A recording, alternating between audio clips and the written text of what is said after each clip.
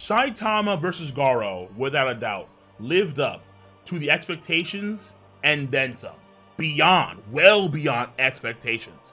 I would argue that this is one of the best fights in manga ever. Personally, it is in my top 5 of all time in terms of manga fights. When it comes to the choreography, when it comes to the character growth, the character moments, when it comes to the artwork, this fight I thought was masterful on so many fronts, particularly from chapters 165 to 168. I thought were, once again, masterful. Now, I was a bit worried when they did the redraws of 164, because we had that red table talk between Saitama and Garo going down, and because of the redraw, I really thought that we were going to miss out on a lot of good character moments. However, Cosmic Fear Garo, actual godliness, worth it in spades when it came to that redraw. That 164 redraw is where things start to reach a whole new level of epicness, honest to God. And big ups to big ups to Murata and other folks that are working on these chapters, because it was a phenomenal ride. And it's in these chapters that One and Murata seemingly reveal how Saitama's abilities work and why Saitama is essentially limitless in power. So after Garo copies Saitama in chapter 167, in 168, their fight reaches a whole new level. But Garo was getting washed no matter how much he tried to counter Saitama. And the narrator essentially spills the beans on how Saitama ticks. Let us read what they say verbatim in this chapter, and I quote, "Even now, Saitama was continuing to grow. His rate of growth, which had gone unnoticed by anyone since there was nobody remotely on par with his strength, suddenly began to soar exponentially due to an upsurge of emotion like none he had ever experienced. And now, the only one on a level to be able to observe Saitama's growth was getting completely left behind. And then, there was no longer anybody left to measure what level Saitama's strength had reached, as he blows away the surface of Jupiter with a single sneeze." Ladies and gentlemen, that right there is Saitama. There is, without a doubt, a deeper level of understanding when it comes to how Saitama functions, which is the main purpose of this video. However, the core comprises of two main things. Number one is that Saitama is always getting stronger passively, whether he is sleeping or playing video games or unloading some Chipotle in the restroom. He is always getting stronger. Numero uno. Numero dos. In a fight, particularly when his emotions are heightened and he's up against a worthy opponent, who Garo was clearly so, because Garo was completely copying Saitama himself. Saitama will grow exponentially in the midst of that fight. So this right here is our baseline, and from here we can go deeper in understanding the real machinations of how Saitama functions.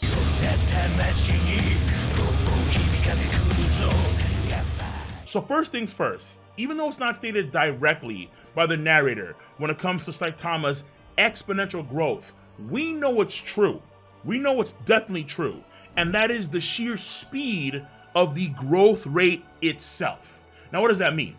First and foremost, there's actually a video on a YouTube channel named Kyle Hill on this fight, a very intriguing perspective on this fight, and he does actually make an equation, two equations, for both Garo and Saitama's growth rate, which, warning by the way, a good video, but he does call Saitama OPM, and that is trigger inducing, so heads up, warning, if you haven't seen the video, check it out though, it's a good video. And in that video, he deduces that Saitama's exponential growth rate is about 4 times greater than that of Garo's. Whether you want to believe that or not, it's up to you. But that being said, what's not really focused on by I think a lot of the One Punch Man readers isn't necessarily how strong Saitama is getting, because we all know he's getting disgustingly powerful, at an exponential rate, but it's also the speed at which he is getting this strong. The speed or the time frame that he's getting that powerful, I think, is equally as important as how powerful Saitama is becoming. A key example of this is chapter 167. Garo copies Saitama again at the end of 167, and it's a cross punch between Saitama and Garo. In the next chapter, we see Garo still bleeding from his mouth, but Saitama is not bleeding. How? How is that possible? I don't know. The answer is quite simple. Saitama was outpacing Garo in terms of growth rate the very moment Garo copied Saitama. What do you mean by that? We know for a fact that Garo and Saitama are moving several times the speed of light during this whole fight.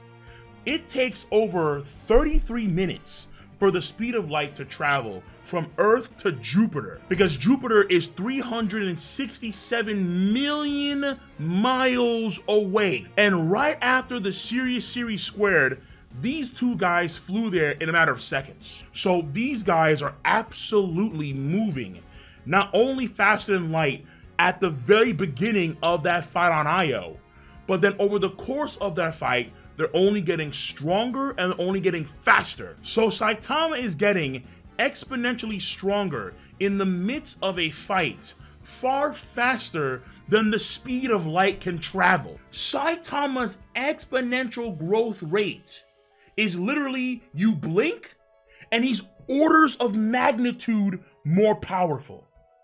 That's Saitama's growth rate in the midst of a fight like that. That is haunting. That's number one. Now, number two is Saitama's haunting adaptability. Remember when Saitama was on the moon after Lord Boros kicked him up there, right? When he had to hold his breath and then he was trying to adjust his strength to get back to planet Earth. Now we have Saitama in this Garo fight literally farting across the solar system.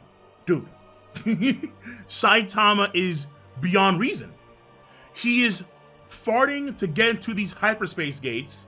He's a bit chilly, but we see in chapter 168, he is clearly talking to Garo when they're in orbit around Earth. And again, prior to this, in the Boros fight, he still needed to hold his breath when he was on the moon. Now he's talking in space casually.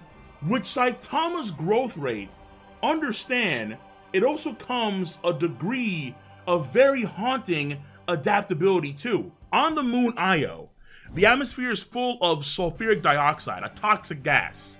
But was that ever an issue with Saitama and Garo? No, that wasn't even a factor.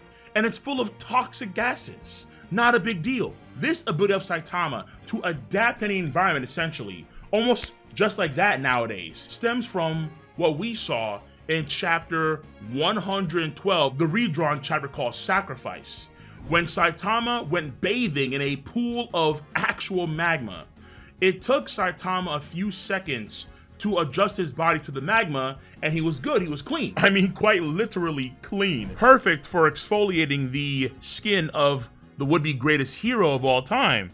And, of course, got into those very tricky and darker skinned areas. Yeah, yeah, you know what I mean. It's a bit special. And then finally, keep in mind here that from the very beginning of the fight against Garo, Garo is emitting natural cosmic radiation. Was that ever an issue for the Bald Wonder?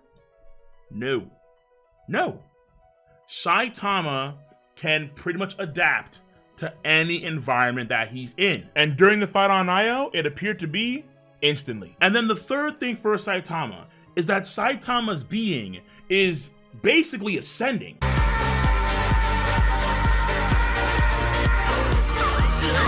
Like, it's crazy, but Saitama is kind of becoming a higher order being, like raising to a higher dimension or higher dimensions in terms of his interactivity over the course of this whole arc. He is interacting with forces that normally are impossible, literally impossible to interact with. And all starts here. In the chapter 99 redraw, One and Murata introduce something completely new. One of the villains, called Phoenix Man, creates something called the Phoenix Space. It is a mental / spiritual zone.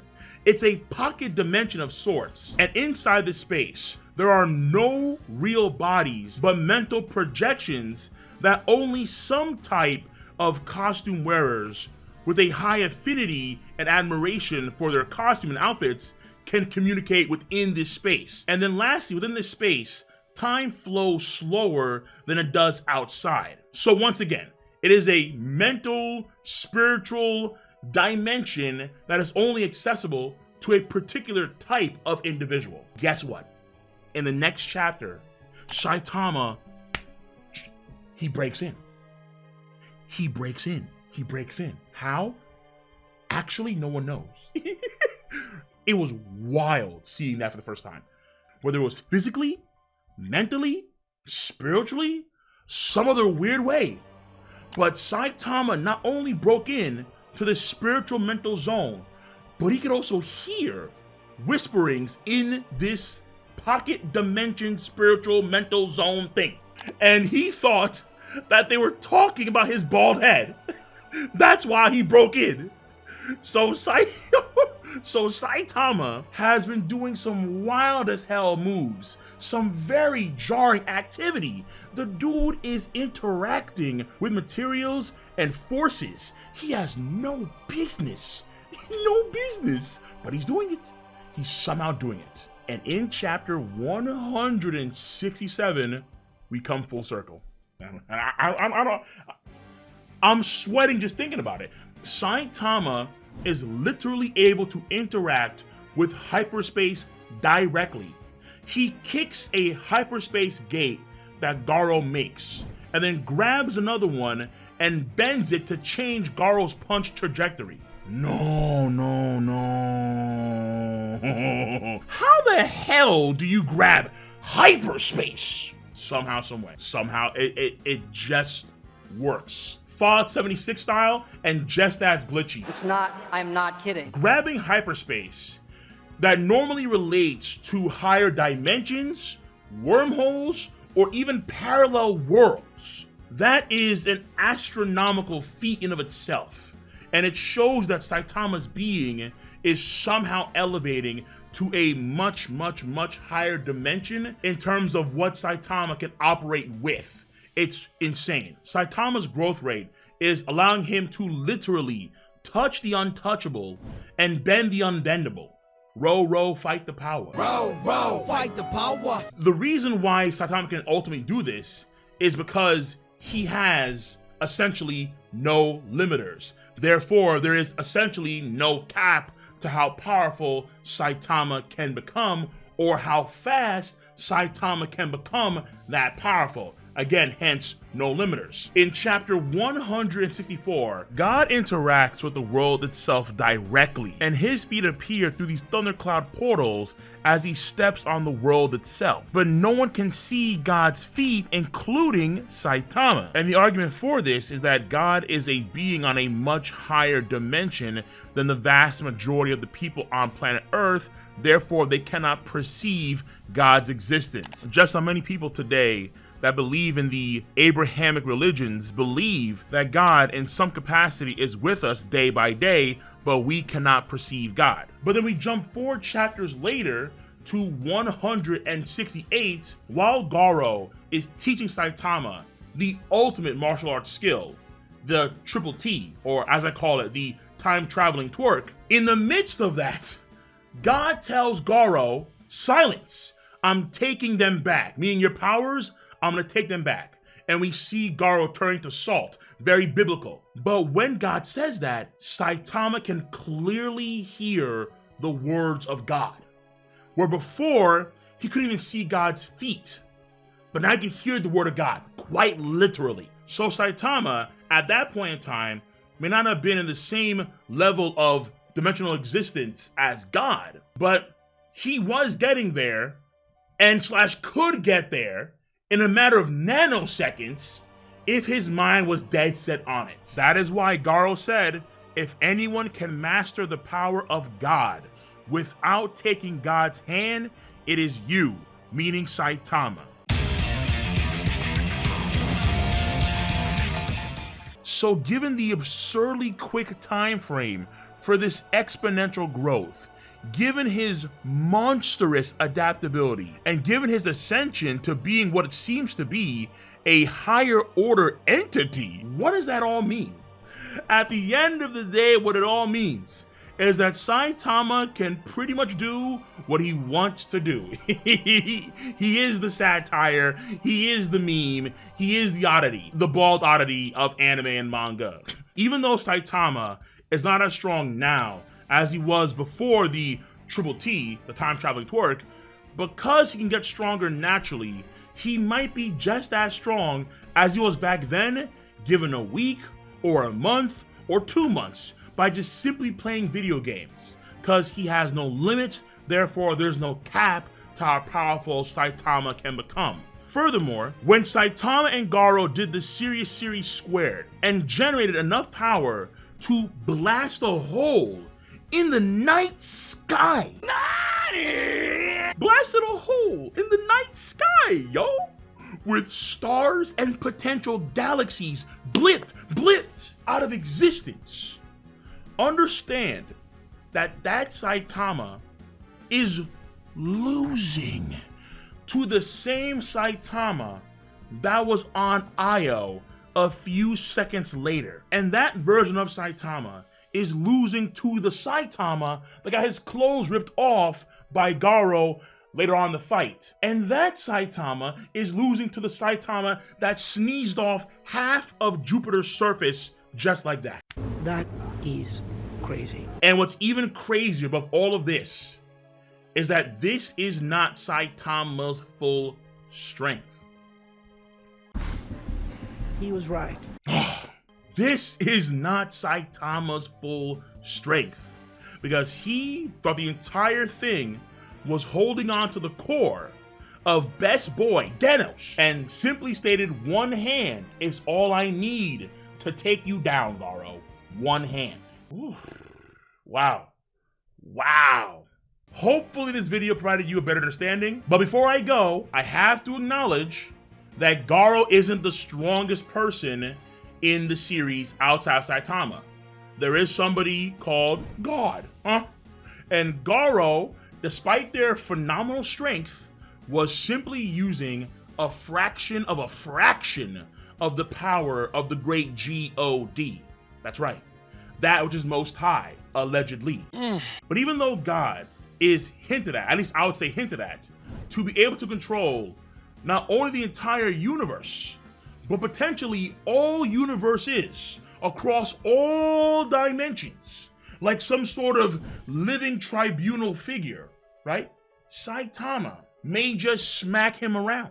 At the end of the day, that may just be the case, because in a fight with said entity, Saitama's growth rate would catapult him to that level and potentially beyond that level.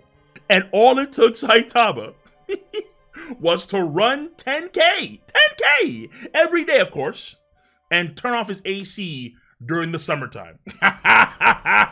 Honestly, it wouldn't shock me at all if at one point in time, Saitama literally pops out of the manga and gives One and Murata a stern talking to.